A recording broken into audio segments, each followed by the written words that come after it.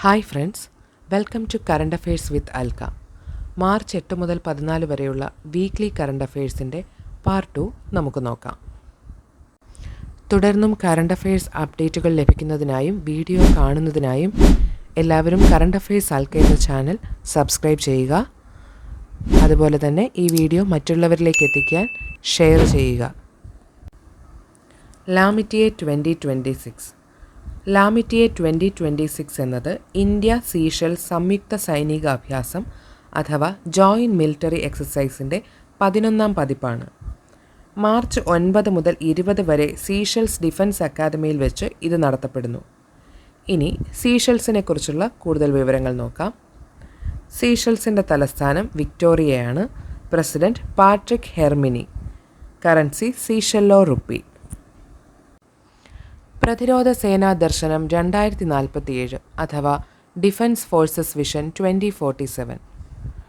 2047 ആകുമ്പോഴേക്കും ഇന്ത്യൻ സായുധ സേനയെ ആധുനികവും സംയോജിതവും സാങ്കേതികമായി പുരോഗമിച്ചതുമായ ഒരു സൈന്യമാക്കി മാറ്റുക എന്ന ലക്ഷ്യത്തോടെയുള്ള രൂപരേഖ പുറത്തിറക്കിയത് പ്രതിരോധ മന്ത്രി രാജ്നാഥ് സിംഗ് ആണ്.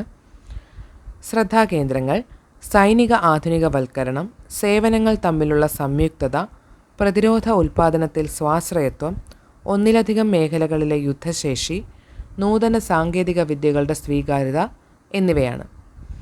3 ഘട്ടങ്ങളിലൂടെയാണ് ഡിഫൻസ് ഫോഴ്സസ് വിഷൻ നടപ്പാക്കുന്നത്.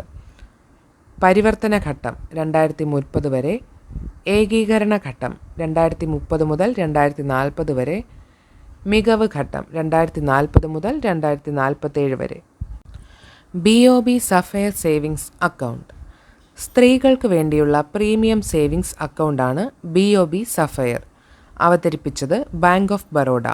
18നും 60നും ഇടയിൽ പ്രായമുള്ള സ്ത്രീകൾക്ക് 10 ലക്ഷം രൂപയുടെ ക്യാൻസർ പരിരക്ഷാ പ്ലാൻ, കുടുംബത്തിലെ 6 അംഗങ്ങൾക്ക് വരെ സൗജന്യ ഓൺലൈൻ ഡോക്ടർ കൺസൾട്ടേഷൻ, മരുന്നുകൾക്കും പതോളജി പരിശോധനകൾക്കുമുള്ള ഇളവുകൾ തുടങ്ങിയ ആനുകൂല്യങ്ങൾ ഇതിലൂടെ ലഭിക്കും.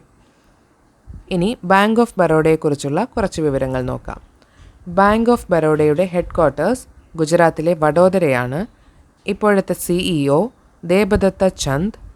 Tag line India's international bank. Bharat Tex 2026 പ്രമുഖ ആഗോള തുണിത്തരങ്ങളുടെയും വസ്ത്രങ്ങളുടെയും പ്രദർശനമായ ഭാരത് ടെക്സിൻ്റെ 3ാം പതിപ്പായ ഭാരത് ടെക്സ് 2026 മാർച്ച് 11 ലോഞ്ച് ചെയ്തു. ഉദ്ഘാടനം ചെയ്തത് കേന്ദ്ര ടെക്സ്റ്റൈൽസ് മന്ത്രിയായ ഗിരിരാജ് സിംഗ് ആണ്. ജൂലൈ 14 മുതൽ 17 വരെ ന്യൂഡൽഹിയിലെ ഭാരത് മണ്ഡപത്തിൽ വെച്ച് ഇത് നടത്തപ്പെടുന്നു. ഭാരത് വിസ്താർ കാർഷിക വിഭവങ്ങൾ ആക്സസ് ചെയ്യുന്നതിനുള്ള ഒരു AI പ്ലാറ്റ്ഫോമാണ് ഭാരത് വിസ്താർ അഥവാ virtually integrated system to access agricultural resources. ലക്ഷ്യം കാർഷിക സ്റ്റാക്ക് പോർട്ടലുകളും കാർഷിക രീതികളെക്കുറിച്ചുള്ള ICAR പാക്കേജും AI സംവിധാനങ്ങളുമായി സംയോജിപ്പിക്കുക. CISF rising day central industrial security force അഥവാ CISF സ്ഥാപിതമായതിൻ്റെ സ്മരണയ്ക്കായി എല്ലാ വർഷവും മാർച്ച് 10 CISF റൈസിംഗ് ഡേ ആയി ആചരിക്കുന്നു. സ്ഥാപിതമായത് 1969 മാർച്ച് 10-നാണ്. ദേശീയ ആസ്തികൾ സംരക്ഷിക്കുന്നതിനായി രൂപീകരിച്ച CISF ഇന്ന് വിമാനത്താവളങ്ങൾ, തുറമുഖങ്ങൾ, മെട്രോ നെറ്റ്വർക്കുകൾ, പൈതൃക സ്ഥലങ്ങൾ, ആണവ നിലയങ്ങൾ എന്നിവയുൾപ്പെടെയുള്ള സുപ്രധാന സ്ഥാപനങ്ങളെയും സംരക്ഷിക്കുന്നു. CISFൻ്റെ ആസ്ഥാനം ന്യൂഡൽഹിയാണ്. കേന്ദ്ര ആഭ്യന്തര മന്ത്രാലയത്തിന് കീഴിൽ പ്രവർത്തിക്കുന്ന ഒരു അർദ്ധസൈനിക വിഭാഗമാണിത്. ഇപ്പോഴത്തെ CISFൻ്റെ ഡയറക്ടർ ജനറൽ പ്രവീർ രഞ്ജൻ ആണ്.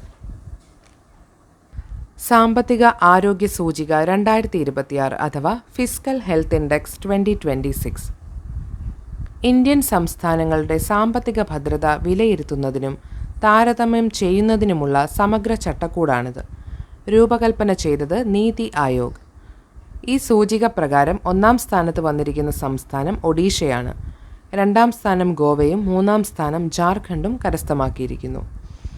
നീതി ആയോഗിനെക്കുറിച്ച് നോക്കുമ്പോൾ 1950 നിലവിൽ വന്ന ആസൂത്രണ കമ്മീഷന് പകരമായി നിലവിൽ വന്നതാണ് നീതി ആയോഗ്. നീതി ആയോഗിൻ്റെ പൂർണ്ണരൂപം national institution for transforming India ഇത് 2015 ജനുവരി 1 നിലവിൽ വന്നു. ഹെഡ് ക്വാർട്ടേഴ്സ് ന്യൂഡൽഹിയാണ്. ഇപ്പോഴത്തെ CEO നിധി ചിബ്ബറാണ്. Vice chairman Suman berry.